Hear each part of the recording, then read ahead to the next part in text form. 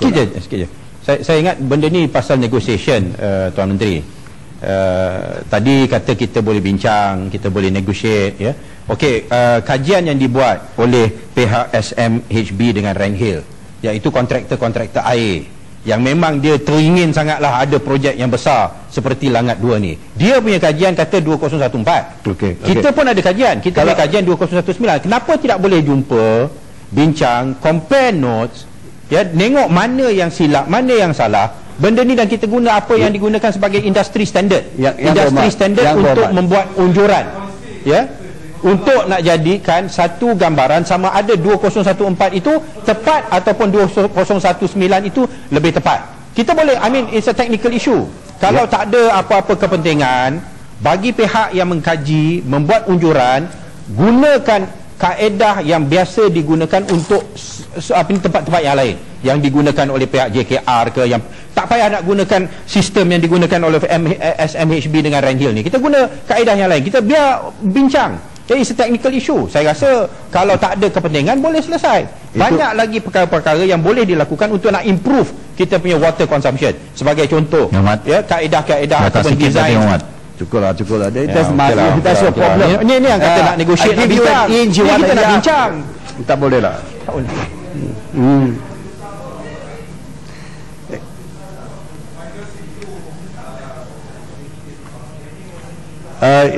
Tuan Pengerusi, sedikit sahaja saya nak contohkan kepada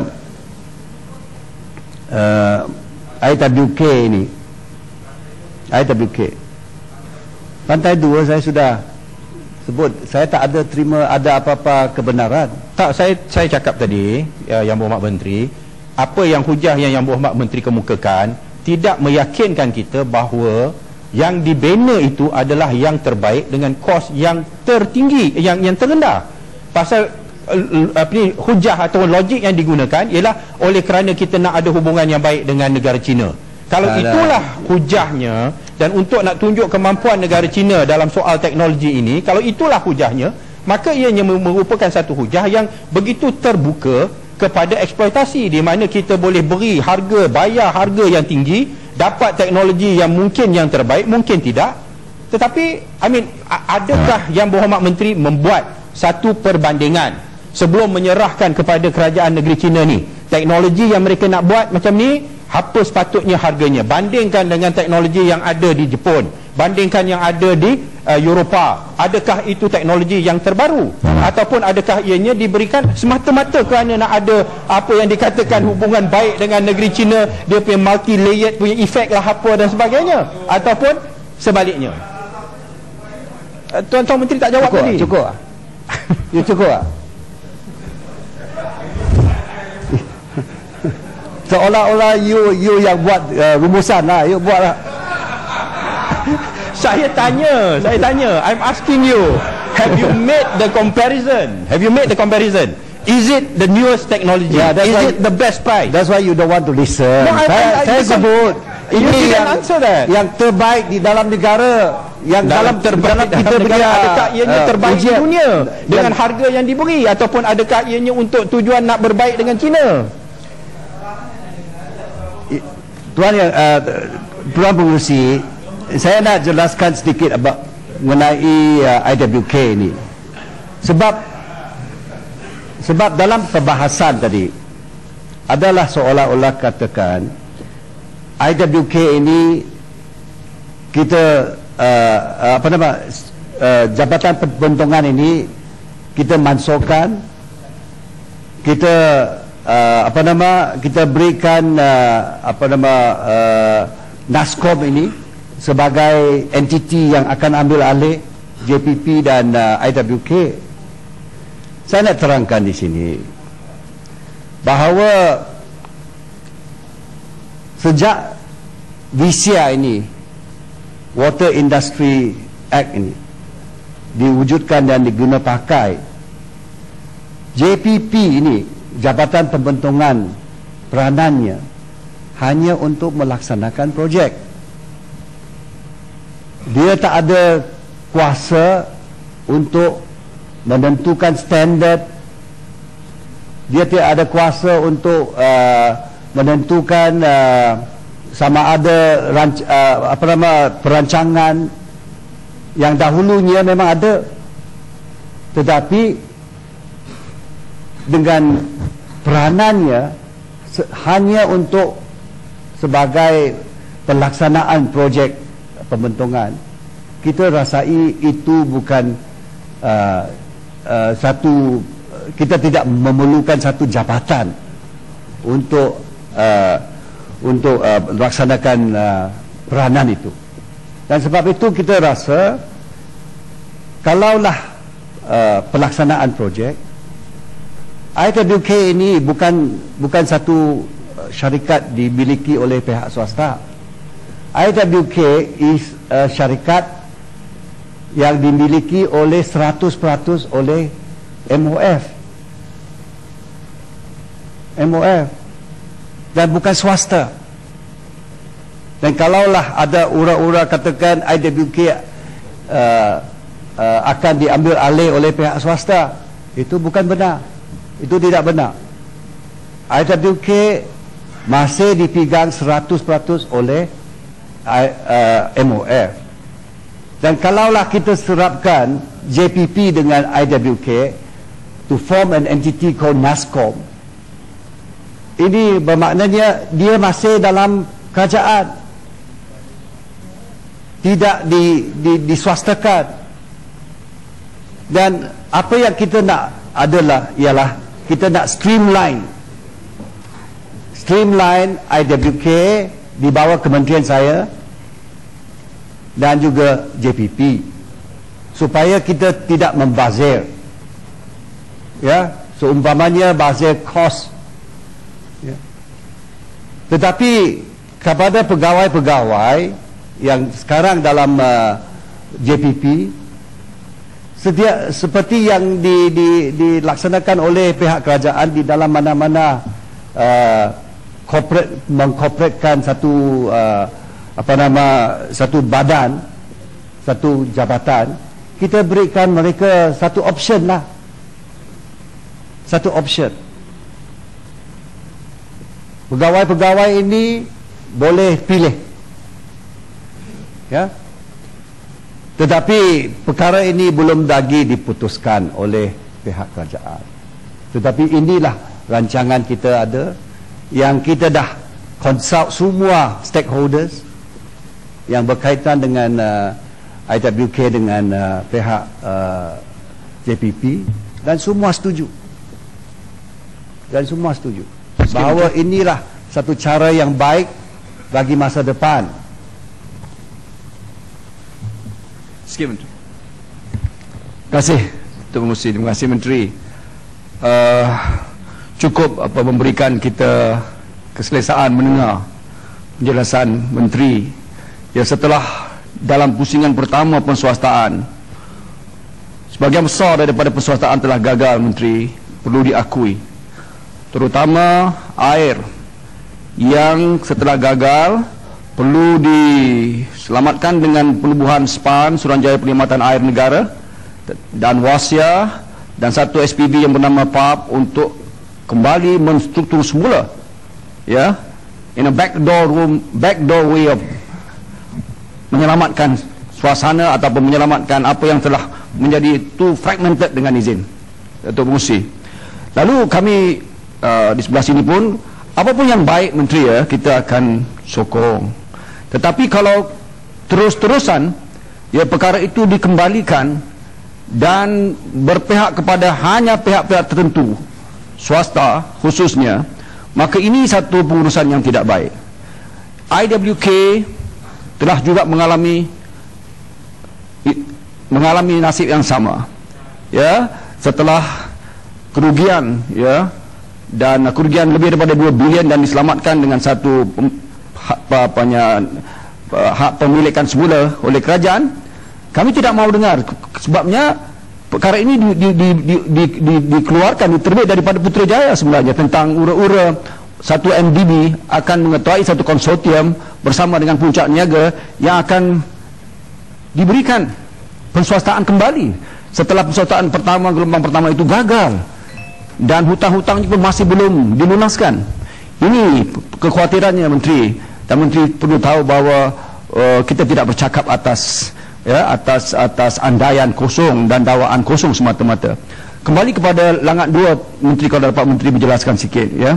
Sebenarnya kalau kita kembali kepada sumber-sumber air yang lain seperti groundwater dan groundwater khususnya tube well, Menteri, ya, kita boleh mendapatkan sumber air yang lebih bersih pada harga yang cukup menasabah well below price of 7 billion for langat 2 itu, Menteri. For 1 MLD at a cost of 5 juta sebenarnya dengan teknologi yang ada on groundwater solution. Ya, minta Menteri tolong penjelaskan dari sudut cost effectiveness-nya. Terima kasih. Okey, balik pergi ni IWK ni dengan JPP.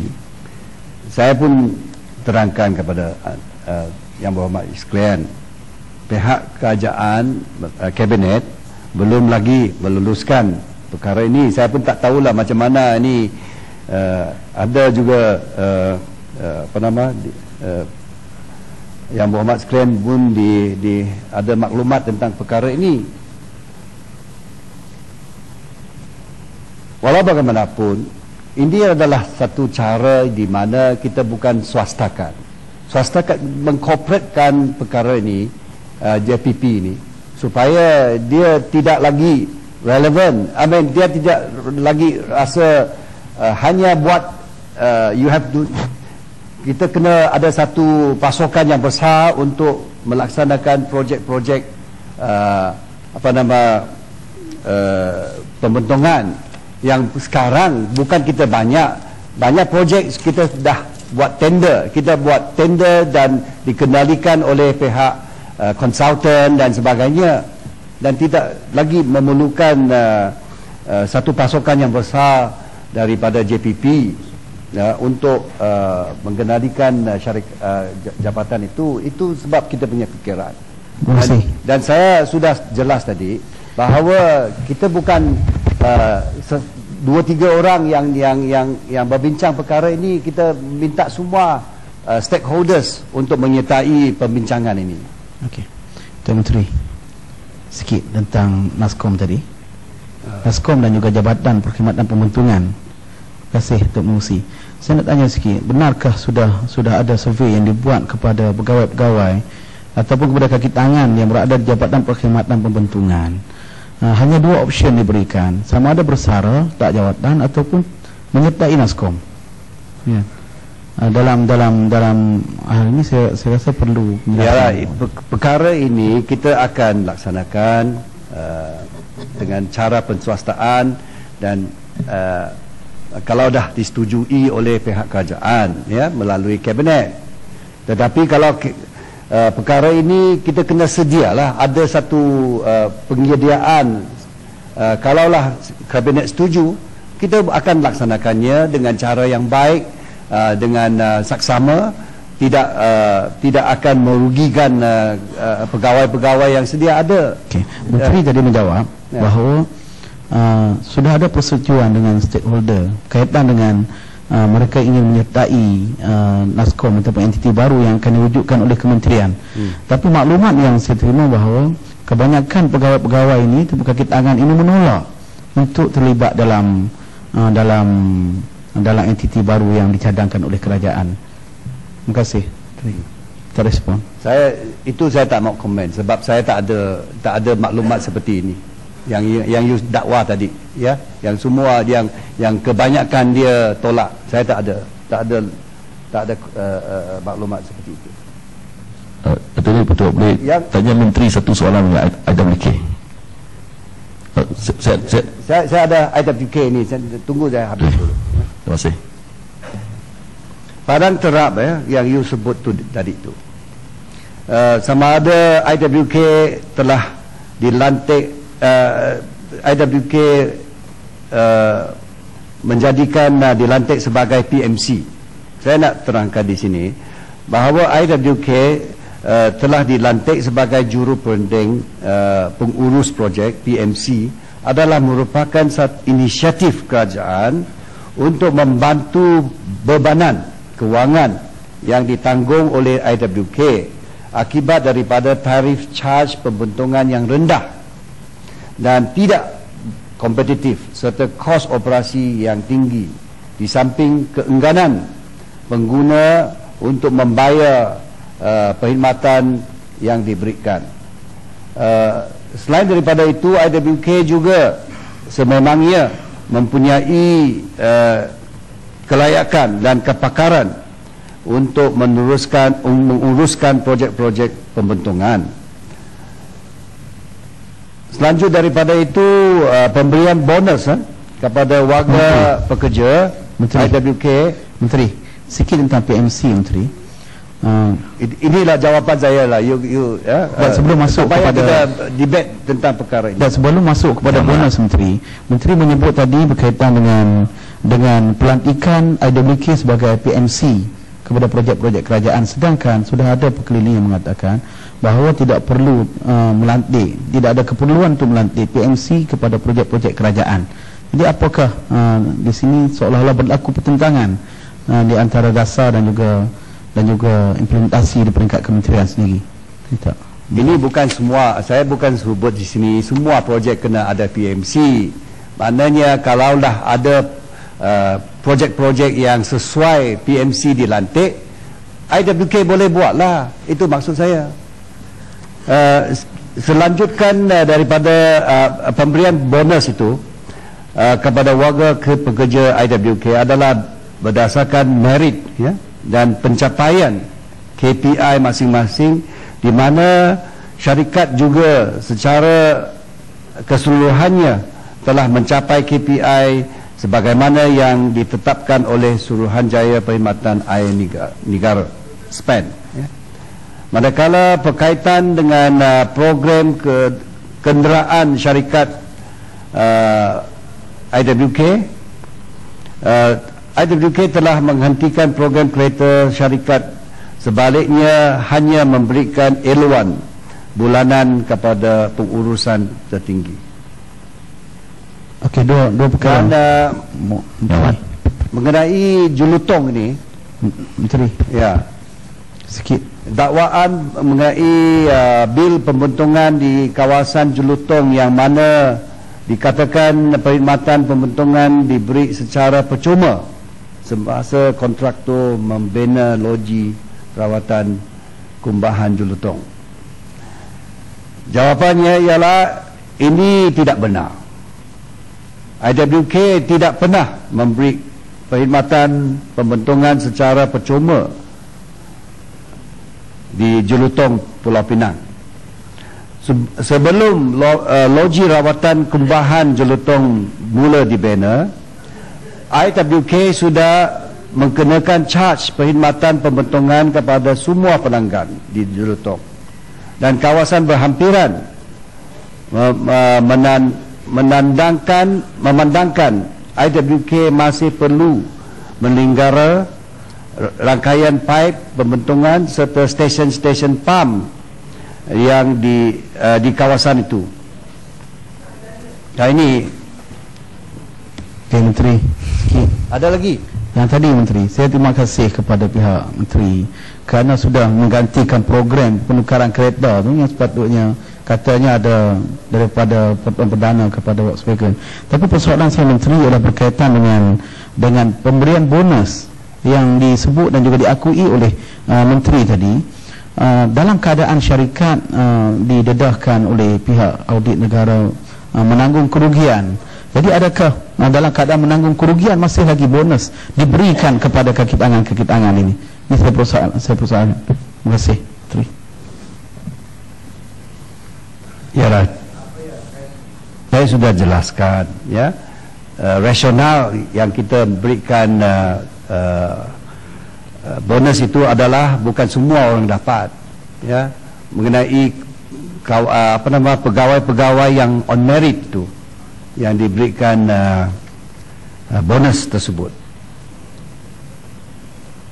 Okey, Tuan Pengerusi, saya tidak jawab bagi Jasin mana? Menteri. Yang Jasin tanya tadi tak jawab bagi.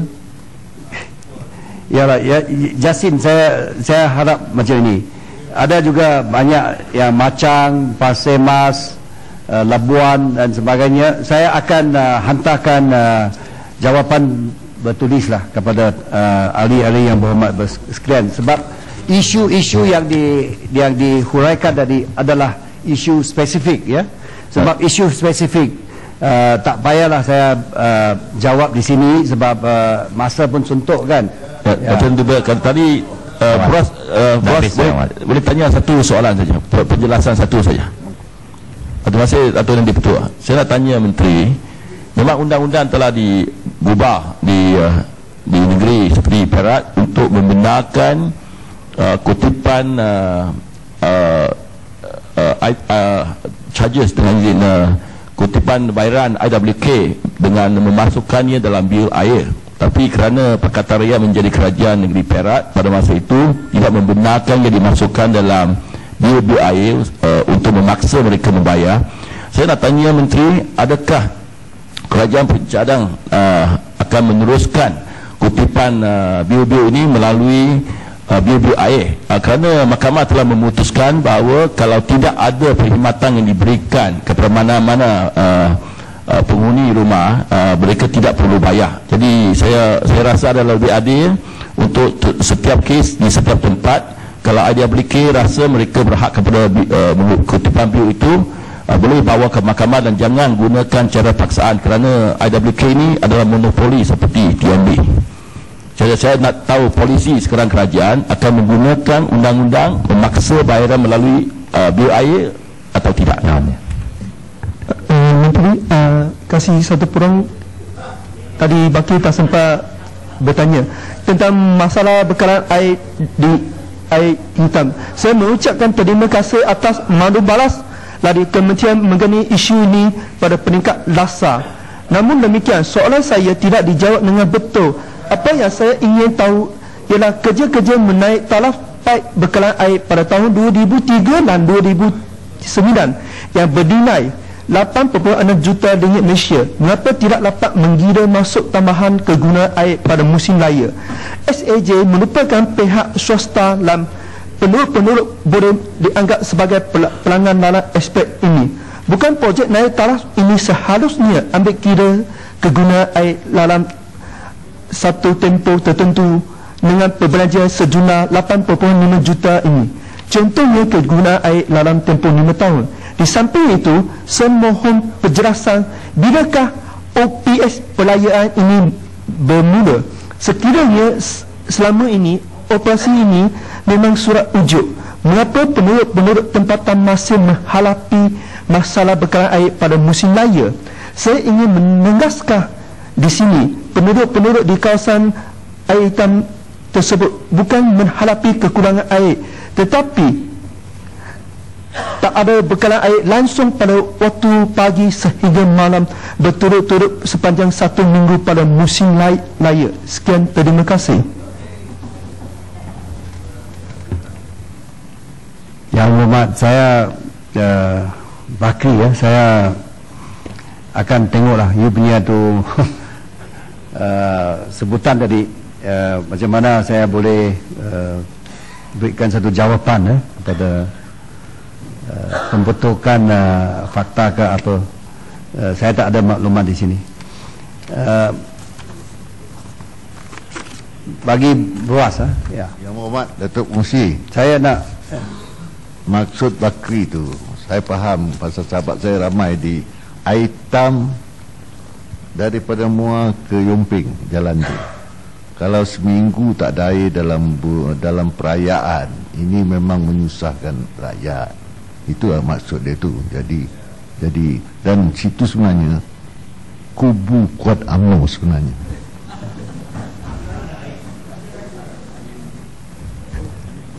Terima kasih sedikit dari sokongan Bakri. Terima kasih. ya. Walau bagaimanapun, terima kasih dah Sri Gading. Saya akan ambil perhatian tentang perkara ini. Bros, kita memang tak ada buat masa sekarang untuk campurkan dua bil tersebut lah, ya, buat masa sekarang. Sebenarnya untuk maklumat ahli yang berhormat, kita sedangkan dalam satu kajian the viability of this two bills being serapkan dalam satu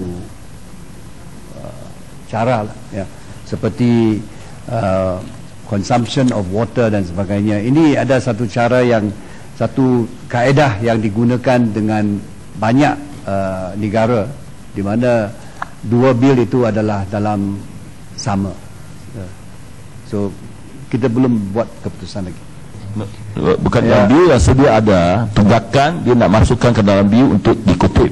Itu soalan saya. Tunggakan. Tunggakan kerana undang-undang telah digubah untuk membolehkan tunggakan dimasukkan dalam bil air untuk memaksa. Sebab itu saya rasa adalah tidak patut kerajaan memaksa orang membayar. Kerana kalau kutipan itu tidak dibenarkan dari segi undang-undang, ia harus dipertikaikan di mahkamah. Tunggakan tidak ada. Tidak, okey. Saya tanya mengenai tunggakan wang itu. Adakah tunggakan itu akan dihapuskan? Saya difahamkan ada cadangan. Adakah ini benar? Tidak. Tidak ada. Tunggakan lah. Apa macam nak no, ada pernah dulu ada dihapuskan. Bukan tunggakan macam itu. Ada pernah. There is a history in your department like that. Ini bukan yang pertama. Maybe you don't know. Itulah jawapan saya ialah kita tidak ada rancangan untuk menghapuskan tunggakan tersebut. Okey. Sikit saja Tuan Yang Di-Pertua, Tuan Pengerusi, mengenai Kota Belud, sebab saya rasa ini komen ini saya kena jawab sikit lah.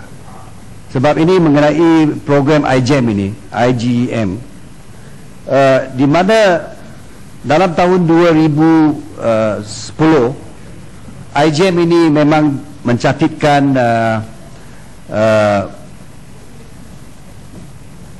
jumlah perdagangan yang dilaporkan kepada pihak penganjur ialah dalam lingkungan 1.2 bilion dalam 4 hari, ya. Dan pada masa yang kita dapatkan maklumat daripada pihak penganjur, beliau laporkan jumlah angka itu 1.2 adalah besar.